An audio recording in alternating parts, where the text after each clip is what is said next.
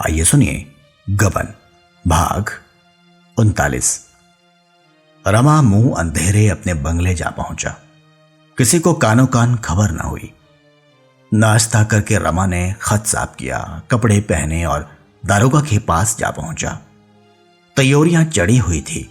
दारोगा ने पूछा, खैरियत तो है? नौकरों ने कोई शरारत तो नहीं की?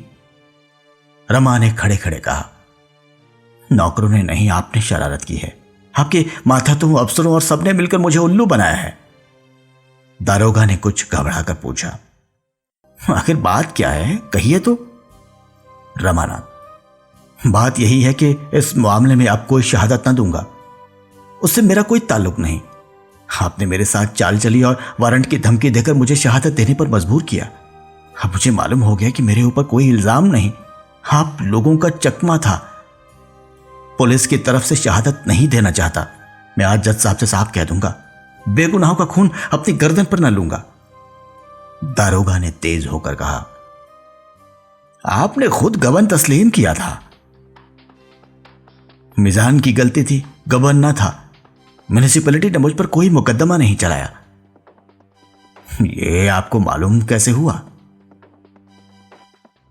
इससे आपको कोई बहस नहीं। मैं शहादत ना दूंगा। साफ साफ कह दूंगा, पुलिस ने मुझे धोखा देकर शहादत दिलवाई है। जिन तारीखों का वह वाकया है, उन तारीखों में मैं इलाहाबाद में था। म्युनिसिपल ऑफिस में मेरी हाजिरी मौजूद है। दारोगा ने इस आपत्ति को हंसी में उड़ाने की चेष्टा करके कहा, अच्छा साहब, पुलिस ने धोखा ही दिया, लेकिन उसका खातिर ख्वाह इनाम देने को भी तो हाजिर है। कोई अच्छी जगह मिल जाएगी, मोटर पर बैठे हुए सैर करोगे। खुफिया पुलिस में कोई जगह मिल गई तो चैन ही चैन है। सरकार की नजरों में इज्जत और रसूख कितना बढ़ गया। यूं मारे मारे फिरते। शायद किसी दफ्तर में क्लर्की मिल जाती, वह भी बड़ी मुश्किल से। यहां तो बैठे बिठाए तरक्की का दरवाजा खुल गया। अच्छी तरह कारगुजारी होगी तो एक दिन राय बहादुर मुंशी रमानाथ डिप्टी सुपरिटेंडेंट हो जाओगे। तुम्हें हमारा एहसान मानना चाहिए और आप उल्टे खफा होते हैं। रमा पर इस प्रलोभन का कोई असर ना हुआ। बोला, मुझे क्लर्क बनना मंजूर है। इस तरह की तरक्की नहीं चाहता। यह आप ही को मुबारक रहे। इतने में डिप्टी साहब और इंस्पेक्टर भी आ पहुंचे। रमा को देखकर इंस्पेक्टर साहब ने फरमाया, हमारे बाबू साहब तो पहले से ही तैयार बैठे हैं, बस इसी की कारगुजारी पर वारा न्यारा है। रमा ने इस भाव से कहा मानो मैं भी अपना नफा नुकसान समझता हूं जी। हाँ, आज वारा न्यारा कर दूंगा।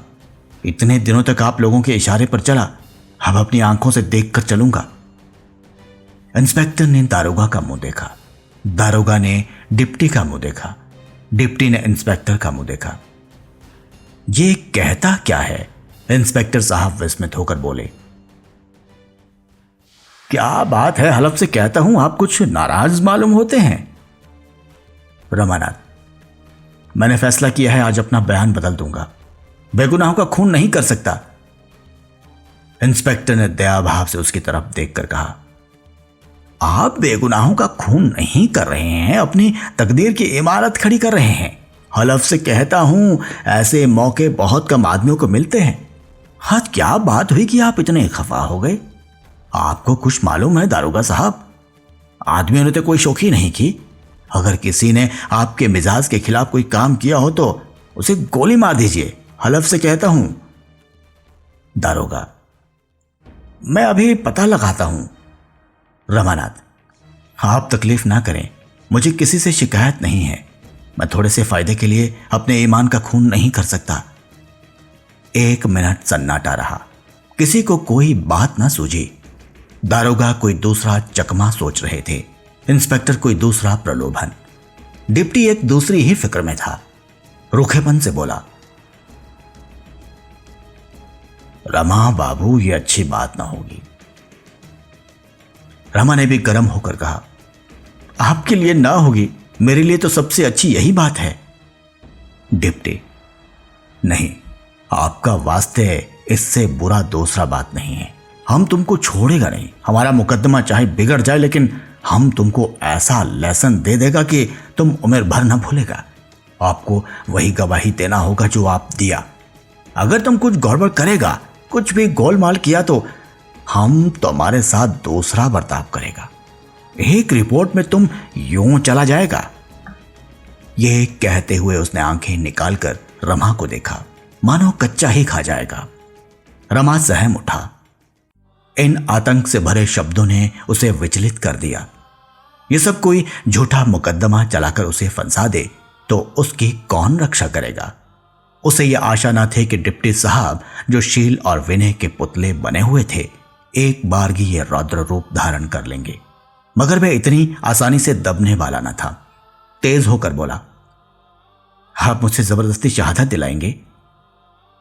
डिप्टी ने पैर पटकते हुए कहा, हां, जबरदस्ती दिलाएगा। रमानाथ, ये अच्छी दिल लगी है। डिप्टी, तुम पुलिस को धोखा देना दिल लगी समझता है? अभी 2 गवाह देकर साबित कर सकता है कि तुम राजद्रोह की बात कर रहा था। बस चला जाएगा 7 साल के लिए। चक्की पीसते पीसते हाथ में गट्ठा पड़ जाएगा। ये चिकना चिकना गाल नहीं रहेगा। रमा जेल से डरता था। जेल जीवन की कल्पना ही से उसके रोए खड़े होते थे। जेल ही के भय से उसने यह गवाही देनी स्वीकार की थी। वही भय इस वक्त भी उसे कातर करने लगा। डिप्टी भाव विज्ञान का ज्ञाता था। आसन का पता पा गया। बोला, वहां हलवा पूरी नहीं पाएगा। धूल मिला हुआ आटा का रोटी, गोभी के सड़े हुए पत्तों का रस्सा और अरहर के दाल का पानी खाने को पाएगा। काल कोठरी का 4 महीना भी हो गया तो तुम बच नहीं सकता, वहीं मर जाएगा। बात बात पर वार्डर गाली देगा, जूतों से पीटेगा। तुम समझता क्या है? रमा का चेहरा फीका पड़ने लगा। मालूम होता था प्रतिक्षण उसका खून सूखता चला जाता है। अपनी दुर्बलता पर उसे इतनी ग्लानि हुई कि वह रो पड़ा। कांपती हुई आवाज से बोला, आप लोगों की यह इच्छा है तो यही सही, भेज दीजिए जेल।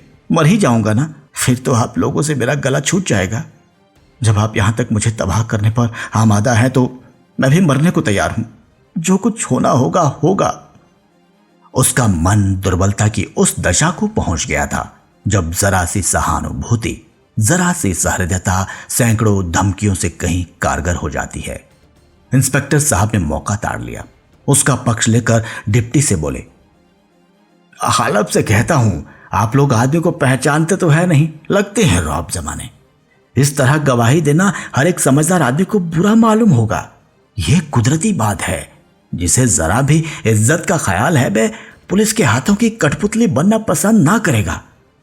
बाबू साहब की जगह मैं होता तो मैं भी ऐसा ही करता। लेकिन इसका मतलब यह नहीं है कि यह हमारे खिलाफ शहादत देंगे। आप लोग अपना काम कीजिए। बाबू साहब की तरफ से बेफिक्र रहिए, हलब से कहता हूं।